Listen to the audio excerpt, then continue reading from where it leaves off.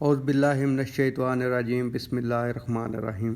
میں چوری Afzal Ahmad Derawar welfare organization کے پلیٹ فارم سے۔ دراوڑ کی تاریخ کی کتاب تاریخ بولتی ہے کہ قسط نمبر 1 اور قسط نمبر 2 آپ کے لیے اس چینل پہ پہلے اپلوڈ ہو چکی ہے۔ آج ہم قسط نمبر 3 شروع کرتے ہیں۔ دراوڑی تہذیب، وادی سندھ کی تہذیب یعنی کہ انڈس ویلی سویلائزیشن۔ اس کا مطلب ہے کہ سندھ کی جو تہذیب ہے اصل میں وہ دراوڑ قوم کی تہذیب ہے، اسے دراوڑی تہذیب بھی کہتے ہیں۔ دریا سندھ اور اس کے معاون دریا جس وسیع علاقے کو سراب کرتے ہیں، اس میں مکیم باشندے خصوصاً دراوڑ کی ثقافت وادی سندھ کی تہذیب کہلاتی ہے۔ یعنی کہ پہلے دراوڑ تھے، ان کی دراوڑی تہذیب تھی، اس کو موڈیفائڈ یعنی کہ ارتقاء ہوا، اس کی چینجنگ آئی تو وہ سندھ کی تہذیب بن گئی۔ پہلے وہ دراوڑی تہذیب ہے اور آج بھی کچھ لوگ سندھ کی تہذیب کہتے ہیں، کچھ لوگ دراوڑ کی تہذیب کہتے ہیں۔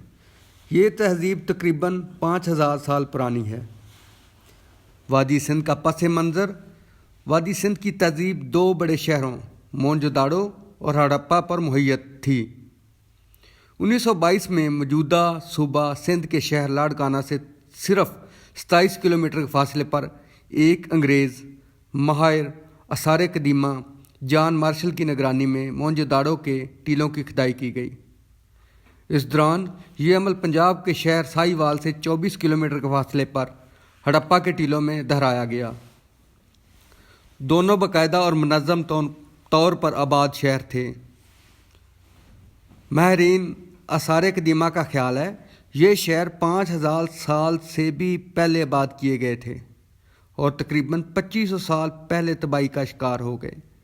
یعنی کہ 2500 سال دراوڑ لوگوں نے اس پاک و ہند پر حکومت کی ہے، یہاں پہ اپنا نظام زندگی کے رہن سہن کا نظام انہی کے کنٹرول میں تھا۔ دونوں شہر دریاؤں کے کنارے پر واقع تھے۔ موہنجو داڑو کے معنی ہیں مردوں کا شہر اور ہڑپا کا مطلب ہے غرق شدہ یا نگل جانے کے لیے۔ دونوں شہر ایک دوسرے سے 650 کلومیٹر کے فاصلے پر ہیں، تاہم دونوں میں نمایاں ہم آہنگی پائی جاتی ہے۔ ہر 2 مقامات سے کھدائی کے بعد بہت سی اشیاء دریافت ہوئیں۔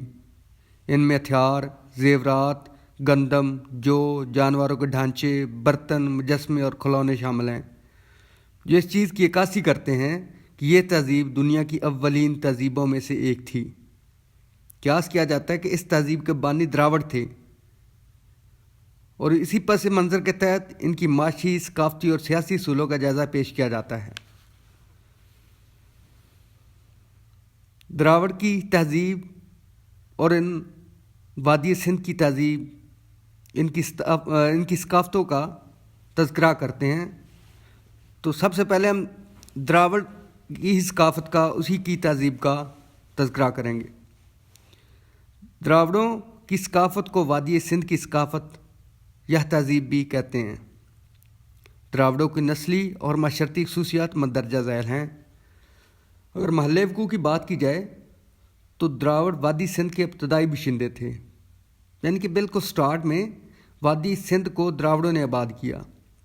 یہ لوگ تقریباً 3500 سال قبل عرب اور میسوپوٹیمیا اور بلوچستان سے گزرتے ہوئے برصغیر میں داخل ہوئے اور دریائے سندھ اور راوی کے کنارے کے ساتھ ساتھ آباد ہو کر موہنجو داڑو، ہڑپا جیسے عظیم شہر آباد کیے۔ ماہرین آثار قدیمہ کا خیال ہے کہ آباد کاروں اور مقامی لوگوں کے املغم کے نتیجے سے دراوڑ نسل شروع ہوئی، جو بعد میں 3 گروپوں میں منقسم ہو گئی۔ ہر گروہ دراوڑی زبان بولتا تھا۔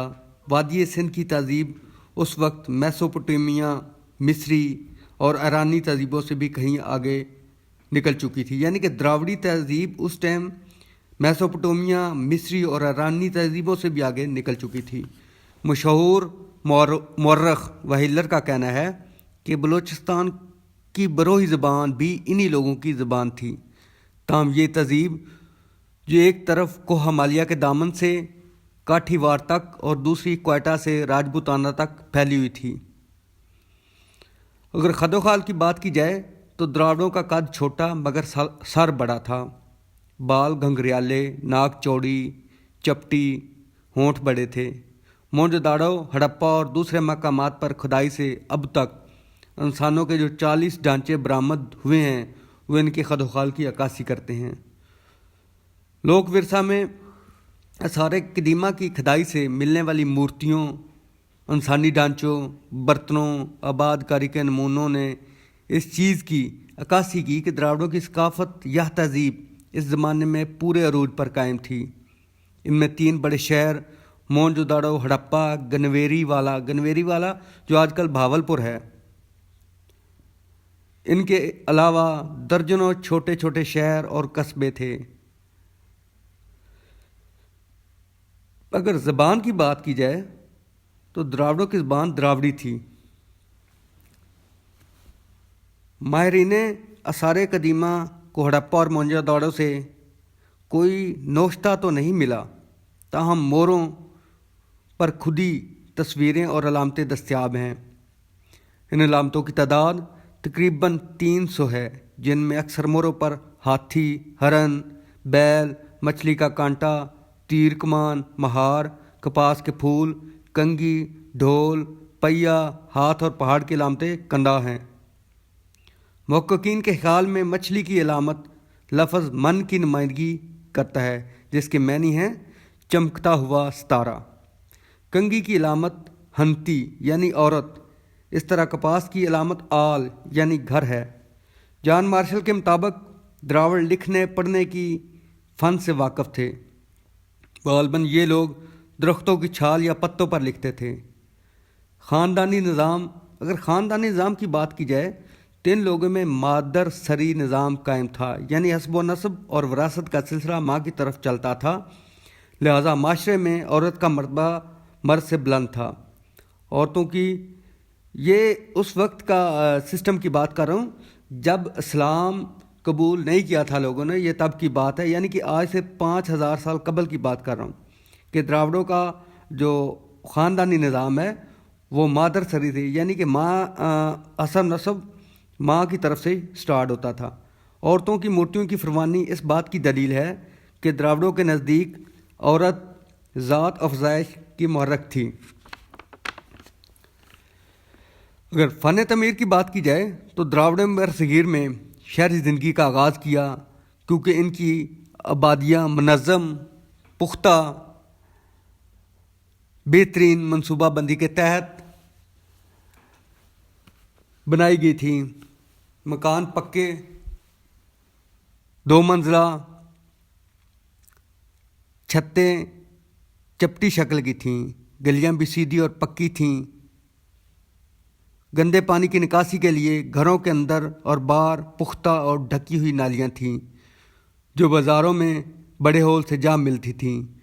पीने वाले पानी की फराहमी के लिए जगह जगह कुएं बने हुए थे। बहुत शुक्रिया।